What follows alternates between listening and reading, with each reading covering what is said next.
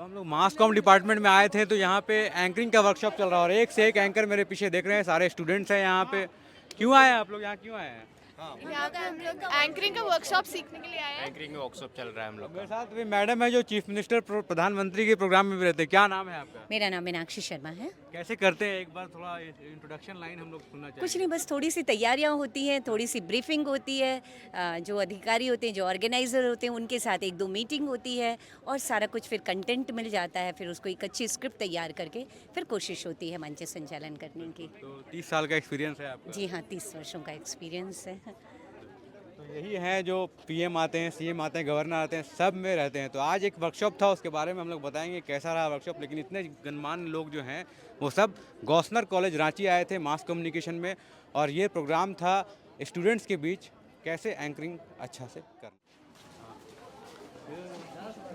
मास com में आज anchoring workshop था, तो हम लोग को भी बुलाया गया था, आ गए, देखते हैं क्या चल। महाविद्यालय की ओर से छपवाया हुआ ये गमछा है और ये महाविद्यालय की पत्रिका, उन्हें देखकर आप उनका सम्मान करें।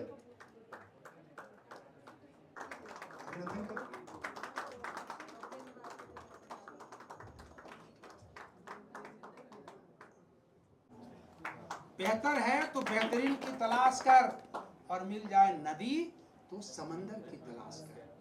टूट जाते हैं शीशे पत्थर की चोट से, टूट जाए पत्थर तो वैसे शीशे की तलाश है। और ऐसे ही शीशे की तलाश का नाम एंकरिंग है। जिस दुनिया में आप बैठे हुए हैं, सत्य को कहने के लिए शपथ की जरूरत नहीं होती, नदी को बहने के लिए पथ की जरूरत नहीं होती।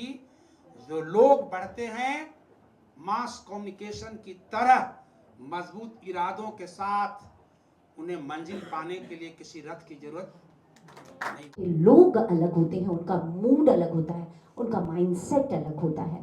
तो जब आप इस तरह से गीतों गज़लों के एंकरिंग करते हैं तो आप प्रकृति की खूबसूरती को बयां कर सकते हैं। आप उनको उनके बारे में लोगों को बताते हुए, ऑडियंस को बताते हुए आप उनको इनवाइट करेंगे तो शायद जो हमारे स्पीकर होते हैं उनको ज़्यादा अच्छा लगेगा। धोनी आया था एक बार 2008 में जेवियर्स कॉलेज कॉमर्स का एडमिशन लेने के लिए। पूरा भीड़ हो गया था वहाँ, क्रिकेट का मैच चल रहा था, पूरा का क्वाड्रेटर में पूरा एकदम भीड़ लग गया इतना। हम लोग पास वो डिजिटल कैमरा होता था, तो उसके ऊपर अगर नॉलेज नहीं होगा तो बोल नहीं पाएंगे। एंकरिंग का सिंपल फंडा यही है, अगर आपको उसके ऊपर कमांड नहीं है तो आप बोल ही नहीं पाएंगे। कितनी भी अच्छी इंग्लिश हो जाए आपकी, कितनी भी अच्छी हिंदी हो जाए या संस्कृत हो जाए, आपको उस सब्जेक्ट में अगर नॉलेज नहीं है तो आप बोल ही नहीं पाएंगे। वहाँ पे कोई प्राध्यापक अपने बच्चों को पढ़ा रहा है तो आप बच्चों के फेस एक्सप्रेशंस को देखिएगा। डल लग रहा है, लेस इंटरेस्टेड लग रहा है, मतलब प्राध्यापक उतना अच्छे से बांध नहीं पा रहा है। फुटबाल वो जो अपना स्पोर्ट्स कॉम्प्लेक्स है उसमें हुआ, तो हम देख रहे हैं क्या कि हमारे पास जितने भी प्लेयर हैं वो है 30, 35, 40 से लेकर के 55, 56, 57 तक। तो आप अगर जोश उसमें भरना है तो कुछ न कुछ तो अलग कहना होगा। बीच रांची विश्वविद्यालय के पूर्व हिंदी विभागाध्यक्ष सह पूर्व कॉलेज इंस्पेक्टर। मर्म की बात होठ से न कहो क्योंकि मौन ही भावना की भाषा।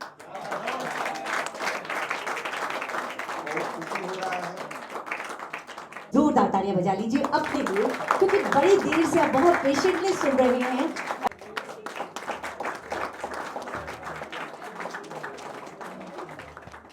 इसके साथ में बच्चों को सब। हेलो सर, मेरा नाम दिव्या है और मैं मास कम्युनिकेशन सेमेस्टर 3 की स्टूडेंट हूँ। मेरा क्वेश्चन है कि मतलब आप सभी ने बात की साहित्य के बारे में, लिटरेचर के बारे में, तो ऐसा कोई बुक आप लोग सजेस्ट कर सकते हैं जिसको पढ़ने के बाद हमें थोड़ा नॉलेज होगा साहित्य के बारे में अच्छे से? सीधा बात मैं इतना ही करता हूँ कि आप मास कम्युनिकेशन के स्टूडेंट हैं। मैंने बार बार यही कहा, आप बुक्खर पाठक बनिए। मैं एक कहानी बता दे रहा हूँ, मेरे एडिटर थे, उस पर हावी हो जाते हैं अपने भाषणों के द्वारा या फिर अपने वक्तव्य के द्वारा।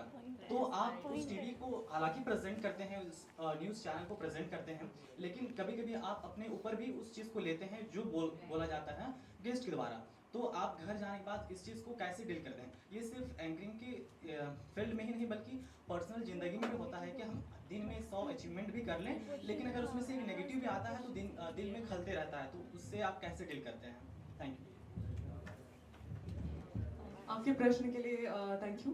देखिए मेंटालिटी बीइंग स्टूडेंट्स, आप अभी से जो मेंटालिटी अपने अंदर नर्चर करेंगे ना, ये लॉन्ग टर्म में आपको बहुत काम आएगी। Even if you grow adults like our senior professors, आपको बहुत काम आएगी।